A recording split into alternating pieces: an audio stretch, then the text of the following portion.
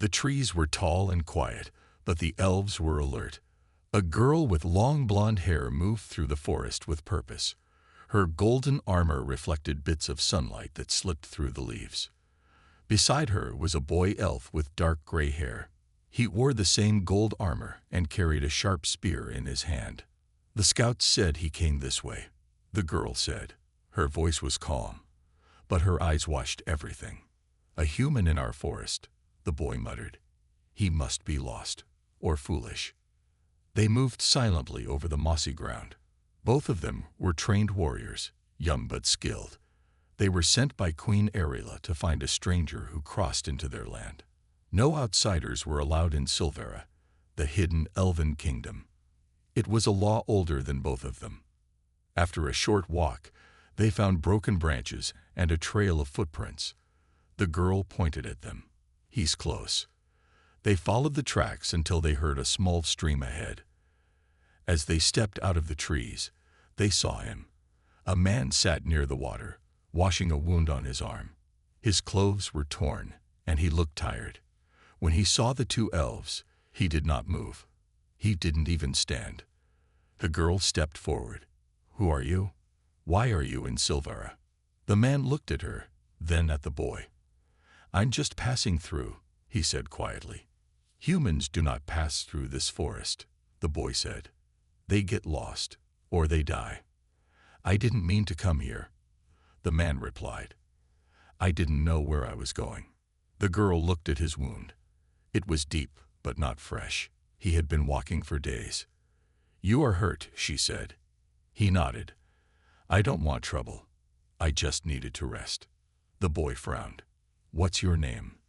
"I don't remember," the man said, looking away. "Maybe I left it behind." The elves looked at each other. Silence passed between them. Then the girl lowered her hand from her sword. "You will come with us. Queen Erila will decide what to do with you." The man didn't argue. He stood slowly and followed them. Each step he took looked heavy, as if he carried more than just pain in his body. The boy walked behind him, watching closely. The girl stayed in front, leading the way. As they walked, birds flew overhead, and the forest seemed to hold its breath. The man said nothing.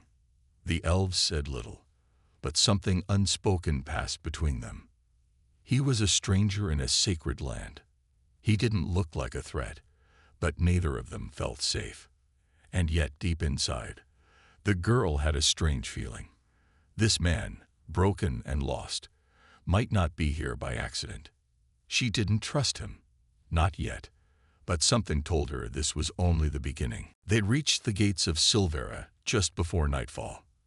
The golden trees around the city glowed faintly under the fading light. The guards at the gate stepped forward, bows in hand, eyes sharp. "Who is this?" one of them asked, pointing at the human. "A stranger," the girl said. "We found him near the river. He says he's lost." "And unarmed," the boy added. "But we still don't trust him." The guards looked at each other, then stepped aside. "Take him to the queen." They walked through the city streets. Elves stopped to stare. Some whispered. A human in their city was not just rare, it was unheard of. The man walked quietly, his head low, his steps slow.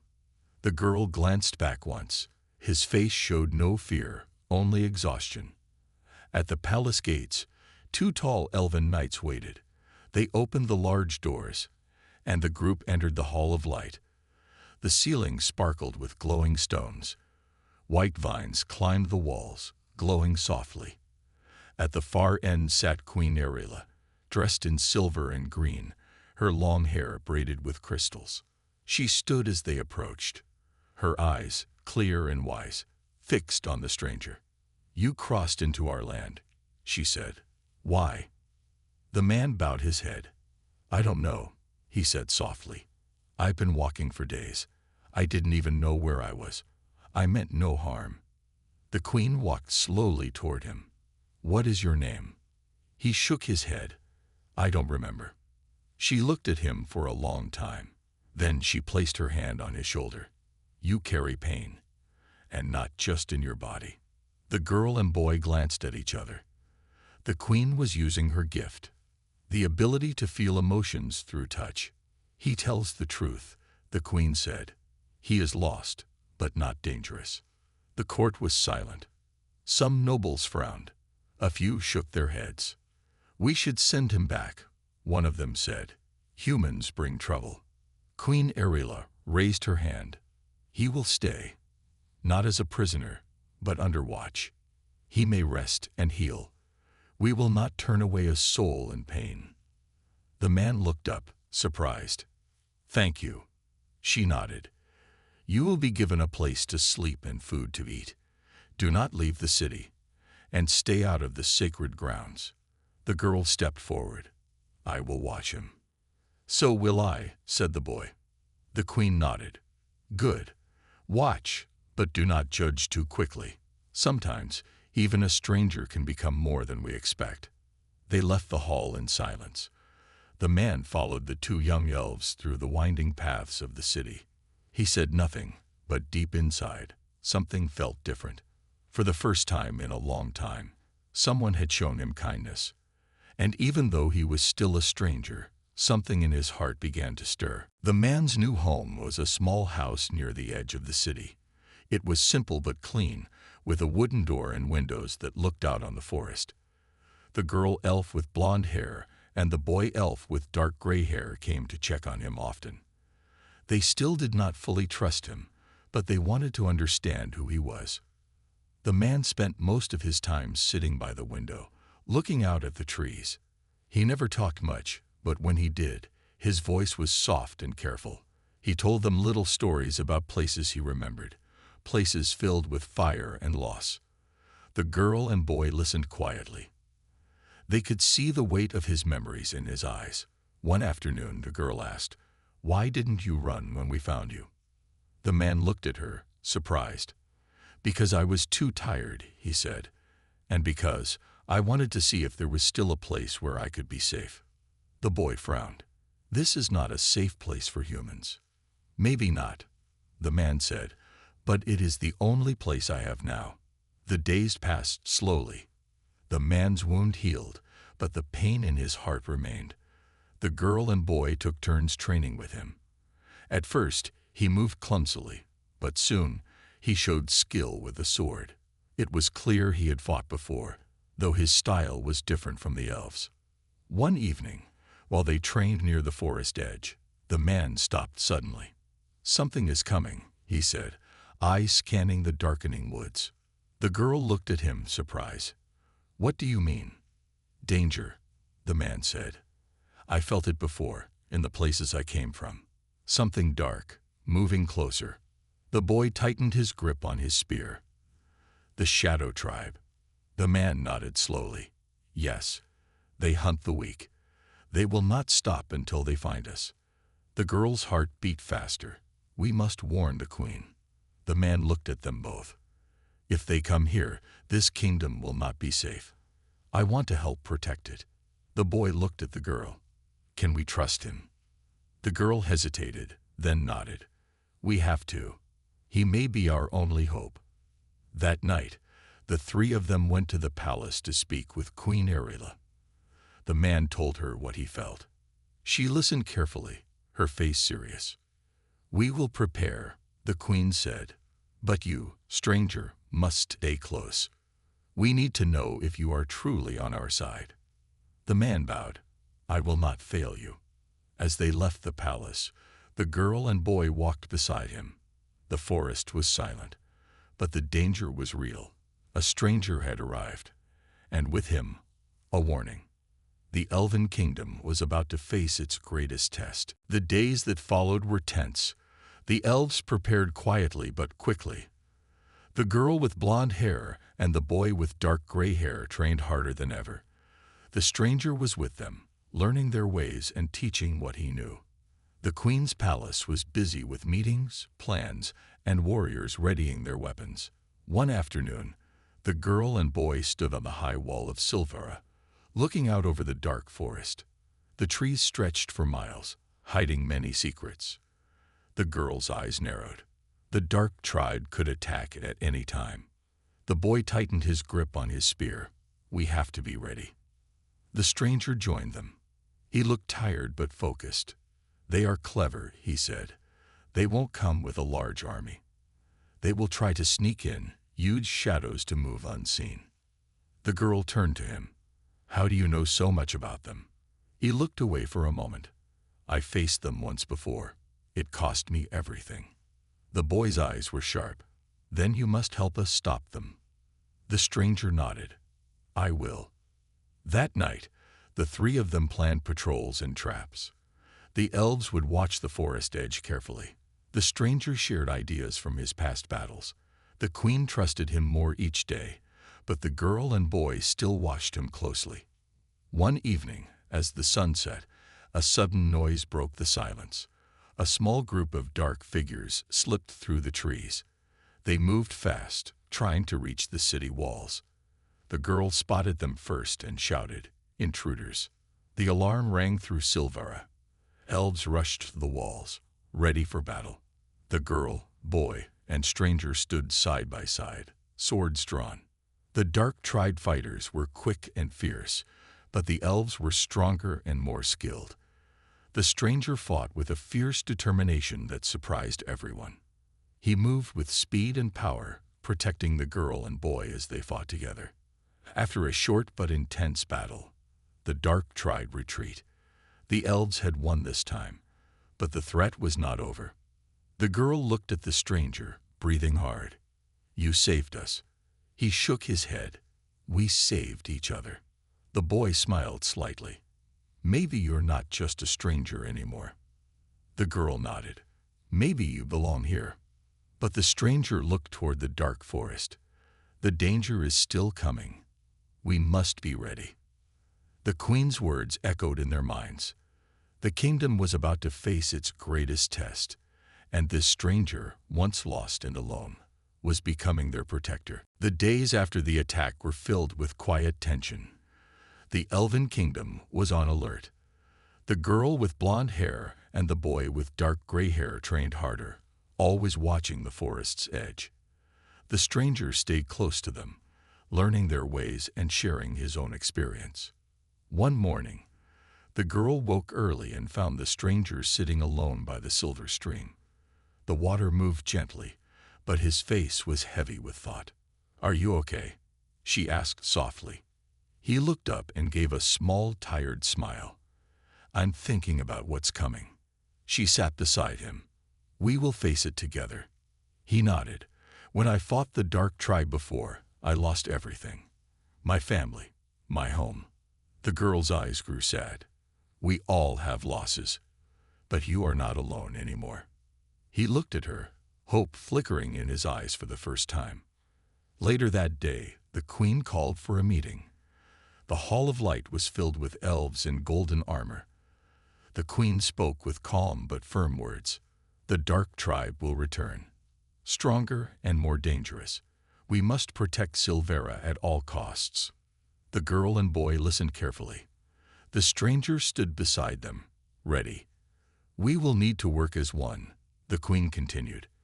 "No one can fight this alone." The girl looked at the stranger. She felt a new respect for him. He was not just a lost man anymore. He was becoming a leader. That night, the girl, boy, and stranger practiced together under the stars. The stranger showed them new ways to fight, using both strength and speed. The girl learned quickly, her sword flashing in the moonlight. The boy kept close, his spear ready. "You teach well," the girl said. He smiled. "You learn fast." They laughed quietly. For a moment, the fear and danger seemed far away, but the peace did not last. A week later, a scout rushed into the city, breathless. "The dark tribe is coming." A large force. The queen gathered her warriors. The girl, boy, and stranger prepared for battle. "This time, we fight not just to protect Silvera," the queen said, "but to save everything we love." The girl gripped her sword tight. The boy steadied his spear. The stranger looked toward the forest, determination in his eyes. The battle was near. and the protector they had found in a stranger was ready to fight for the kingdom he had come to call home. The sky was dark and heavy with clouds when the alarm rang through Silvera. The dark tribe had arrived, moving quickly through the forest toward the city walls. The girl with blonde hair, the boy with dark gray hair, and the stranger stood ready among the elves on the battlements. "They come in numbers," the boy said, gripping his spear tightly. "Remember what we practiced," the girl said, steadying her sword. "We fight as one." The stranger looked toward the shadows creeping through the trees. "They use the night to hide. Stay close." The first wave of attackers climbed the walls, quick and fierce. Arrows flew through the air, and the sounds of battle echoed across the city. The elves fought bravely, their golden armor shining even in the dark. The stranger moved with strength and skill, cutting through the enemy with powerful strikes. The girl watched him closely. He fought not like a stranger, but like a protector. "Look out!" the boy shouted as a dark tribe fighter jumped toward the girl. The stranger was there in an instant, blocking the attack and pushing the enemy back. The battle was fierce. More dark tribe fighters climbed the walls, but the elves held their ground. The girl and boy fought side by side, trusting the stranger more with every moment. At one point, the stranger was pushed back, surrounded by enemies. He fought desperately, but the numbers were too many. Just as a dark tribe fighter raised his sword to strike, the girl and boy rushed to help, driving the attackers away. "We protect each other," the girl said, breathing hard. The stranger nodded. "We must." Hours passed, and the fight did not stop. The dark tribe tried to break through the city walls, but the elves were too strong. The queen watched from her tower, her face serious but proud. Finally, as dawn broke, the dark tribe began to retreat. Their numbers were fewer, and their will was broken. The girl looked at the stranger. "You saved many lives tonight." He looked tired but satisfied. "We saved each other." The boy smiled. "Maybe you are not a stranger anymore." The queen came down from the tower and approached them. "You have all shown courage and strength. This kingdom stands because of you." The girl felt a warm pride. She had seen the stranger grow from a lost man to a true protector. She knew the battle was only the beginning. The dark tribe would return. But now, the Elven kingdom had a new hope. Together, they were stronger. And the stranger, once just a wanderer, had found a home and a purpose he never expected. After the battle, the city of Silvera slowly returned to its calm rhythm. The elves worked together to repair the damage and care for the wounded. The girl with blonde hair and the boy with dark gray hair stayed close to the stranger, who had become an important part of their lives. One morning, the queen called them to the palace. Her face was serious but hopeful. "The dark tribe is not gone," she said. "They will come back. We must find a way to stop them for good." The girl looked at the stranger. "Do you know how?" He nodded slowly. "There is a place deep in the forest, the Shadow Cave. It is where the dark tribe gathers and plans." The boy frowned. "It sounds dangerous." "More than that," the stranger said. "It is filled with traps and dark magic. But if we destroy it, the tribe will lose their power." The queen agreed. "You three will lead a small group to the Shadow Cave. It will be a secret mission." The girl felt a mix of fear and determination. She looked at the boy and the stranger. They nodded. They were ready. They gathered a small group of trusted elves, and as night fell, they left the city quietly. The forest was darker than usual, and strange sounds surrounded them. The girl's heart beat fast, but she kept moving forward. After hours of walking, they reached the cave entrance. Thick vines covered the rocks, and the air was cold and heavy. "This is it," the stranger whispered. They moved inside carefully. The walls were rough and damp. Strange symbols glowed faintly in the dark. The girl shivered but kept her sword ready. Suddenly, shadows moved on the cave walls. The dark tribe warriors appeared, their eyes glowing red. A fight broke out. The elves fought bravely, But the dark magic made the enemies stronger. The stranger used his sword and shield to protect the girl and boy as they battled through the cave. Deep inside, they found a dark altar covered in glowing stones. The stranger stepped forward. This is the source of their power. He raised his sword high and brought it down on the altar. The stones cracked and shattered. A loud roar echoed through the cave as the dark magic began to fade. The dark tribe warriors cried out in pain and fear. Without their power, they became weaker. The girl and boy fought harder, driving the enemies back. Soon, the cave fell silent. Outside, the forest seemed lighter, as if the darkness had lifted. The stranger looked at the girl and boy. "We did it." They smiled, tired but victorious.